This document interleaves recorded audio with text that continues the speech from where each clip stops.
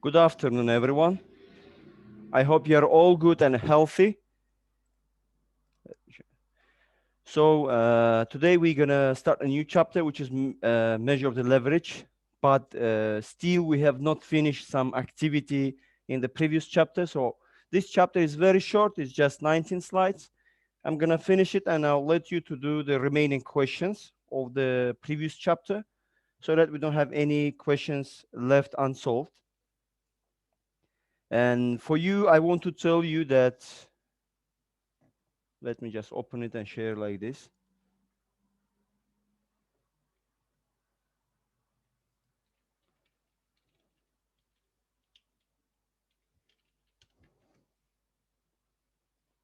That on Saturday, we're going to have another seminar with Tengri Partners with Mr. Talgat. So please do not miss it. Do not miss it. Where is it? Here. So 14th of November, 11 p.m. Sorry, 11 a.m.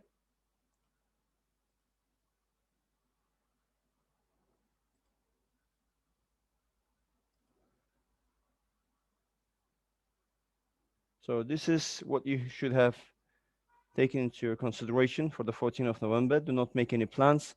So what you're going to attend. So we're going to have capital budgeting in practice. So far, whatever we have done using the capital budgeting issues, we'll do it on practice, okay? We'll do it using some practical model that Mr. Talgat is going to present to us. And the venue, the place, actually, it's as usual that you attend the classes. It's same, 11 a.m. Okay.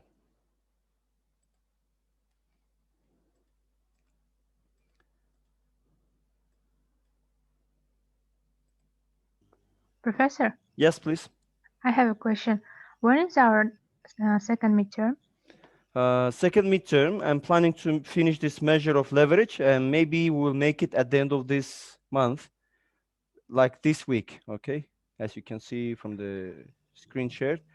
Maybe by 28, we have to finish everything. Like, we'll finish this chapter, measure of leverage, we'll finish the activity, and 1 week prior to that, I will tell you this day, we will have the exam.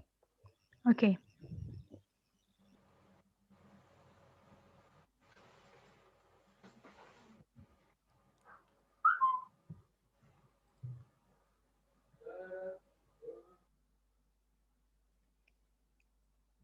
Okay, measure of the leverage. Leverage, actually, you've been hearing many times in different courses. So leverage is the use of fixed cost in the company's cost structure. We've got operating leverage and financial leverage. Operating leverage relates to the company's operating cost structure, and financial leverage relates to the company's capital structure. So leverage, basically, it increases the volatility of the earnings and the cash flows that you're receiving during your operations. Hence, it increased the risk of suppliers of the capital. Who are the suppliers of the capital? They are the creditors, they are the owners of the money. Who supplies the money? This is that actually you're concerned about. So whenever you give a loan, it doesn't matter if you're a company, if you're an individual. If you're an individual, you're giving a loan to somebody. It can be your friend, it can be your relative, or anyone close to you. The first thing that comes into your mind is when he's going to pay back, and if he's a credit-worthy person or not. I mean, it doesn't matter how far you know it and how far you were working with him and how close he is to you. Still, the question that rises in your mind is that whether the probability of default of this guy is far away from me or it's very high. So this is what you question yourself about the credit worthiness of the person that you're providing the loan. And of course, that's why it said that leverage increases the volatility of the earnings and the cash flows, and therefore it increases the risk to suppliers of the capital. So business risk, is the risk that is associated with the volatility in operation earnings and is the result of uncertainty about the firm's revenue and expenditures that is necessary to produce those revenues. So business risk has been divided into two parts, which is sales risk and operating risk. Sales risk is uncertainty about the firm's sales. Sales risk is associated with the number of units produced and sold. When it comes to the operational risk, it refers to additional uncertainty about the operating earnings, like caused by fixed operating costs. So greater the production of the fixed costs to variable cost, the greater the firm's operation risk actually. Financial risk is the risk that is associated with the choice of financing the business. It refers to the additional risk that the firm's common stockholders must bear when the firm uses the fixed cost debt and financing. And when the company finances its operation with a debt, it takes a fixed expenses in the form of interest payments. So, and the thing that you take into your mind is that the greater the proportion of the debt in the firm's capital structure, the greater the firm's financial risk. Put yourself to the shoes of the suppliers of the capital or lenders or creditors, how we call them. You try to, if you know that your friends that you are about to give the loan has got already debt and he's asking from you, let's say 1 million tenge. So would you dare to give it? And if you know that really what may come to your mind, you will say, oh my God, he already got the loan and he owes to somebody then more than he owns something actually. So this thing that creates in your mind that he has a big problem, so it creates a risk. So that means that the more debt the person have in its capital structure, the greater the firm's financial risk. Okay, so there are two measures that we're using. Try to understand how much they're risky. One is degree of operational leverage, and the other one degree of financial leverage. So Dole is dealing with operational risk, and DFL deals with financial risk. So these two things, we're going to use it to measure the riskiness of the company. So financial risk, one more time, is the risk that is related to the choice of financing the business. It refers to the additional risk that the firm's shareholders must incur when the firms they use the fixed cost, or in other words, it's referred to a debt financing.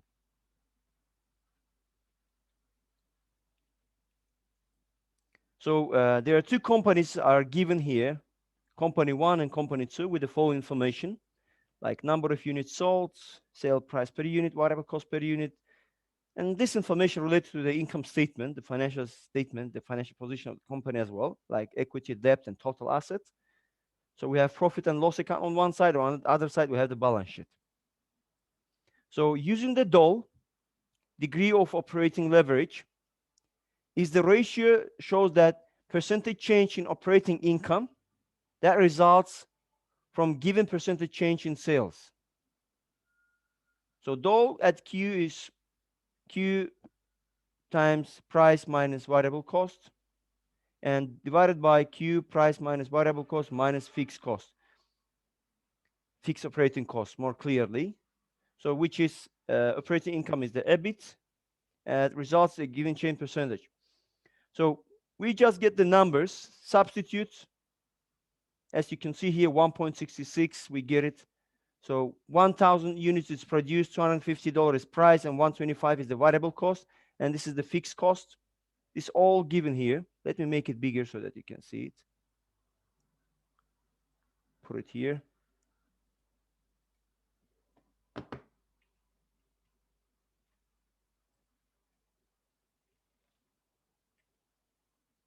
So this is variable per cost, fixed operating cost, and fixed financing expense. Okay, one company, two company. So Same thing, we find it for second company, 1.66 and 1.8. So interpretation in here is given like a 1% change in the sales would have 1.66 change in operating earnings of the company one, and 1.8% change in operating earnings of the company two. So this is how we interpret, like 1% change will bring you 1.66%, or $1 change in operating in sales will bring you this much. So it shows the operation side of any business. When it comes to the degree of leverage,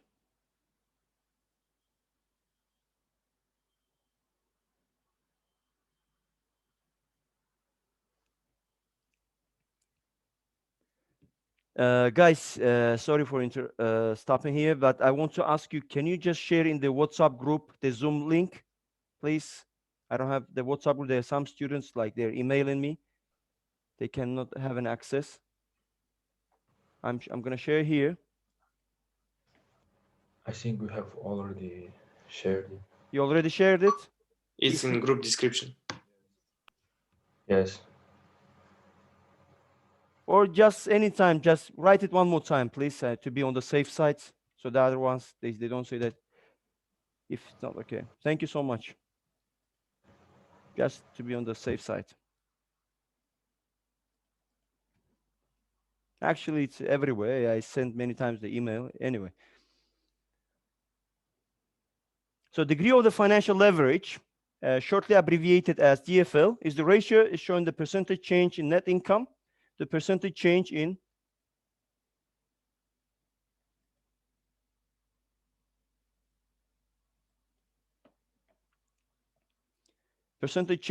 operating income. So a specific level of operating earnings is given here. Q is price minus variable cost minus fixed cost. And where we have one change in here, one difference in here, is showing that we are subtracting, we are including the fixed financial cost, which is debt financing. So we are computing here as well 1.78 and 1.71. So 1% change in operating earnings would have 1.071 change in net income company and 1.78% change in the net income of the company too. Okay. One thing that you can ask, you may tell that, I'm sure that you may ask the question saying that, what if here, how can we analyze it? Is it better to have the higher the number, or it's better to have the lower the number? So which position we will be here? So in given example, as we can see here, it shows that 1% change in operating earnings, it shows that 1.071 will change in here net income. So let me ask you in this way question before giving you the interpretation. I'm sure that you have some idea about it. So what do you think? Which company is riskier? And which company is getting more money? Company one or company two? Two? Yes, company two, yes, as you can see, 1.78, it gives you more earnings. So if you're an investor and if you want to invest in a certain company, which company would you select? First or second? Second. Second one. Second one. Okay, some of you say. Anyone who says first? So which company is riskier? The second one. Second. Second. Why? Can you give me a clarification? Why do you think it's riskier? Because higher percentage change in net income. Yeah, the higher percentage change in net income. What if it falls down? What if the change 1% sales will go down? That means the change in net income will be higher in the second company. It will go more down. That's very correct. So it depends on the situation that you're evaluating. And another thing that you should take into mind, that if you're risk averse or if you're risk lover or risk taker, things you should clarify before investing your money. If you're risk averse, then you're trying to escape any risk, like you don't like any risk, so you want to be more stable things, which that will give you opportunity to invest in the first company than in the second one. So the greater use of the financial leverage, the greater the risk and the potential reward to common stockholders. So ROE is higher using the leverage than it's without leverage. So the use of the leverage also increase the rate of change for the return on equity. Okay, this is some example given.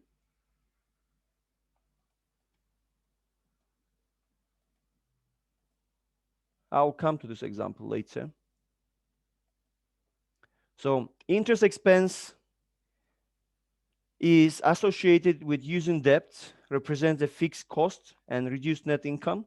However, the lower the net income, the value is the spread over the smaller base of shareholders' equity, serving to magnify the ROE. So return on equity will be higher using the leverage than it without leverage. And the use of financial leverage also increases the rate of change of ROE. So in the unlevered scenario, return on equity varies directly with the change in EBIT. So for increase in EBIT 10%, the return on equity will increase by 9.60%, from 9.6 to 10.56 for the rate change of 10%. So this is scenario is given here, as you can see.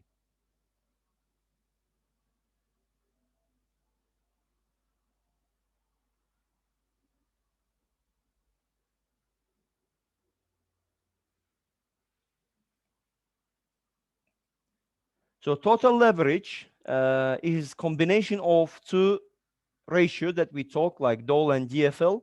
So degree of total leverage is the product of degree of operating leverage and degree of financial leverage. And the formula is expressed in this way: Q multiply price minus variable cost, and with one difference, minus financial fixed cost and financial so operation cost and financial cost here that we use it. Or if DOL is 3 and DFL is 2, so degree of total leverage will be equal to 6. So 1% change in the units of produced and sold results in 6% change in the earnings to owners. So the interpretation in here is the same. The higher the number, the more money you will get it. However, the higher the number will indicate as well the riskiness of the company at the same time. Sorry, I think here's in formula a mistake. Here's DTL equals to DO multiply DTL. Yeah, sure. It's a DFL. It's a DFL. Thank you so much. I really appreciate your attentiveness. Really, you're so good in that manner. I didn't even notice it. Okay. So that means I have to change the slides in measure of the leverage chapter in model, because they may have it say. So the company 1 and company 2 is given here. They're calculating the DTL 1.78 and 3.14. So interpretation like a 1% change in the sales would have double of change percentage in net income for the company 2 if you compare to the company 1. So as you can see, the company 1 gets fewer earnings in contrast to the second one. And at the same time, it can be considered as the more riskier.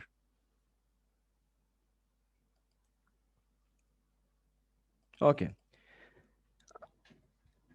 Break-even point is the level of the units produced and sold at which the costs are just covered. That is, the net income is 0. So break-even, as the name suggests, whatever you have spent, you just covered. There's nothing extra unit you earn. For each unit sold, the contribution margin, which is difference between the price and variable cost per unit, is available just to help to cover the fixed cost. So The break-even quantity of sales could be described as fixed operating cost plus fixed financial cost divided by price minus variable cost per unit. And there is another one which is called operational break-even point, the level of units produced and sold in which operation costs are covered here, only the operational parts. So fixed operating cost divided by price minus variable cost. So we're using the same example. We're just grabbing the number from the previous slide given and putting here and just getting calculated, as you can see. So break even is 440 units and operating break even is 400 units for the company too. And break even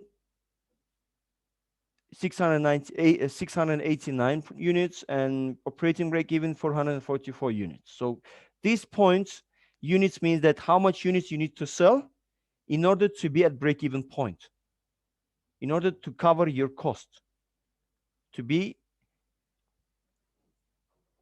in the place where you don't incur any loss and you don't earn any money.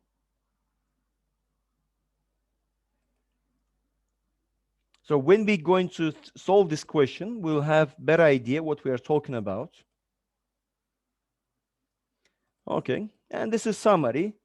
This is done for this chapter, and it was very short. It's just like 5-6 formulas that you need to know. What is the logic behind it? So the more questions we will solve at the end of the chapter of this related chapter questions, and we're gonna have better idea and we'll have better understanding of what we're talking about in here, about using, why we need to use this break-even point and degree of leverage, degree of operating leverage, or degree of total operating leverage, and so on. Okay, now if you have any question, please feel free to ask. If not, I'm gonna give you the activity number 7. I think it's 7. But I will give you the timing because I need to see how many questions left to solve that question.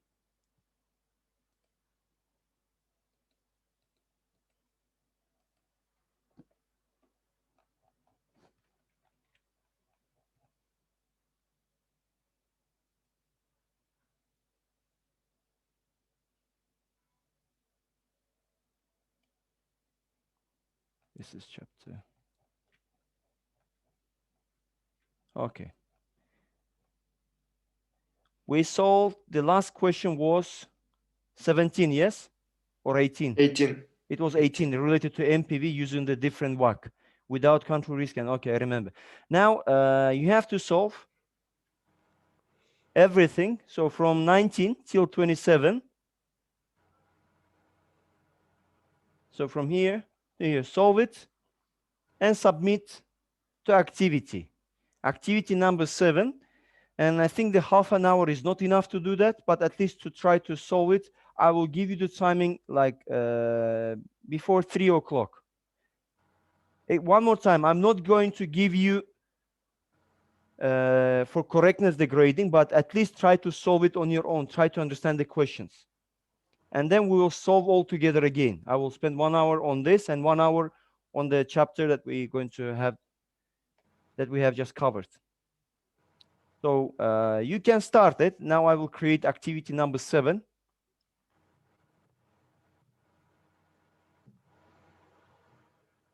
Okay.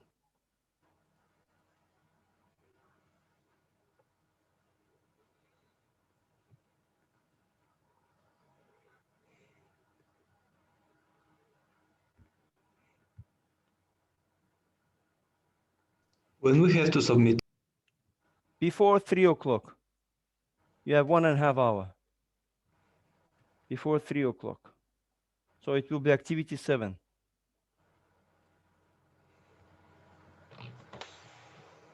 And one more time, please do not submit just copy and paste. The solution is available, but try to solve it on your own, either Excel or manually. Even if it's not correct, I will really appreciate that you put some effort to try to solve it. I'm doing it for your own. You get 2 benefits. First, you get points for this, and second, you will get prepared for the exam.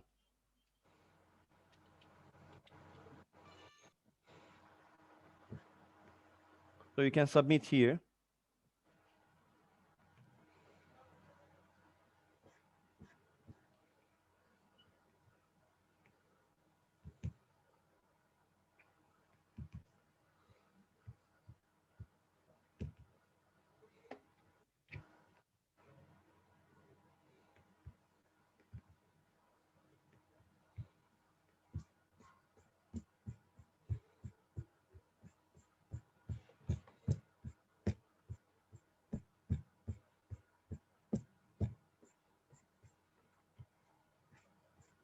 Okay.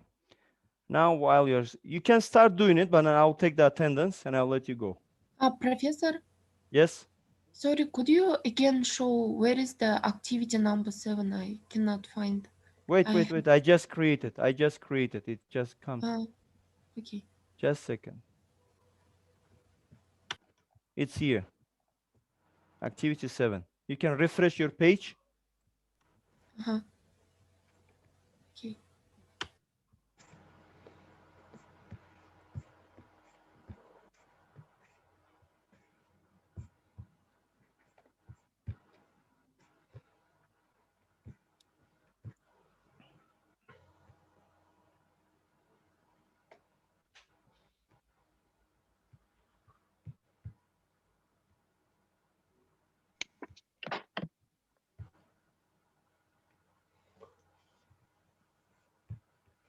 Okay. Sanjar is here.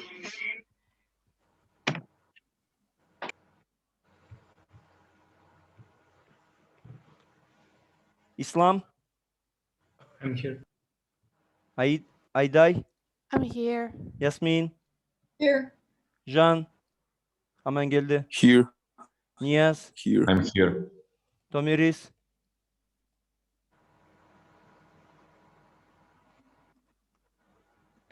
Yerzat, Here. Gabdulgani, I'm here.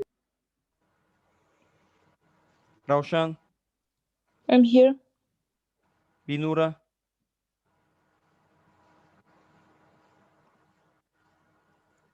Aydana,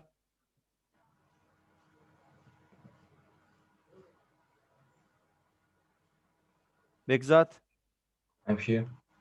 Zirui, Here, I'm here. Sultan,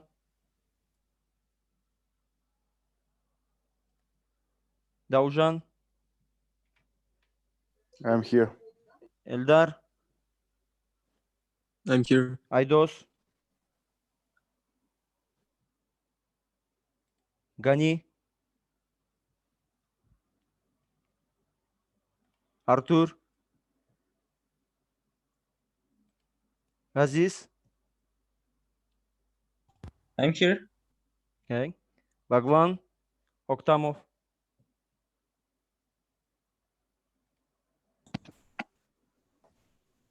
Zarina, I'm here.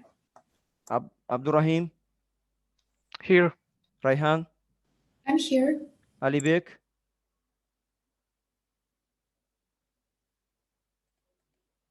Danyar, I'm here, Professor. Sanjana, I'm here. Dalir Khan, I'm here. Baglantlesh, I'm here. Milana, I'm here. Arnur, I'm here. Ilya, I'm here. Diana, sorry, I missed, Daniel, I'm here. Vladislav, I'm here. Diana, I'm here. Clementi, I'm here. Janelle, I'm here. okay, Camila,